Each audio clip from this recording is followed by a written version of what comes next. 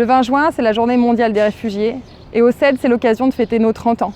Donc le CEDRE, c'est le centre d'entraide pour les demandeurs d'asile et les réfugiés, une antenne du Secours catholique qui a été créée il y a 30 ans pour accueillir à l'époque les premiers boat people qui arrivaient d'Asie du Sud-Est. Aujourd'hui, le Secours catholique accueille toutes les personnes exilées, quelles que soient les raisons pour lesquelles elles viennent en France. Les demandeurs d'asile, les réfugiés, mais aussi les personnes qui viennent pour d'autres raisons qu'un besoin de protection internationale. Vous le savez, les personnes exilées vivent des moments difficiles quand elles arrivent en France, d'abord parce qu'elles sont loin de chez elles et aussi parce que la situation est complexe. On l'a vu avec la loi Asile-Immigration, on s'est battu contre cette loi, on a permis à des personnes de rencontrer des députés pour expliquer leurs difficultés. Vous le savez aussi, il y a des personnes qui sont à la rue, qui vivent des moments très difficiles et le Secours catholique veut être présent auprès de ces personnes. Donc de quelle manière?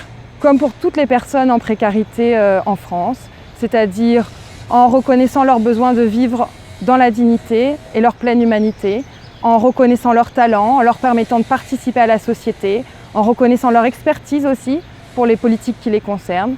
Et donc comment ça se concrétise au CEDRE? Au CEDRE par exemple, la moitié des personnes bénévoles, la moitié de nos bénévoles sont des personnes qui ont vécu un exil et qui pour beaucoup sont encore dans une forme de précarité administrative ou sociale. Et ensemble, on œuvre pour toutes les autres personnes qui ont besoin d'un soutien. C'est aussi en permettant à des personnes qui vivent des situations spécifiques, comme par exemple les Dublinés, de s'exprimer sur le règlement Dublin, de faire connaître leur expertise de ce règlement. Et ensemble, on est en train de coécrire un rapport à ce sujet.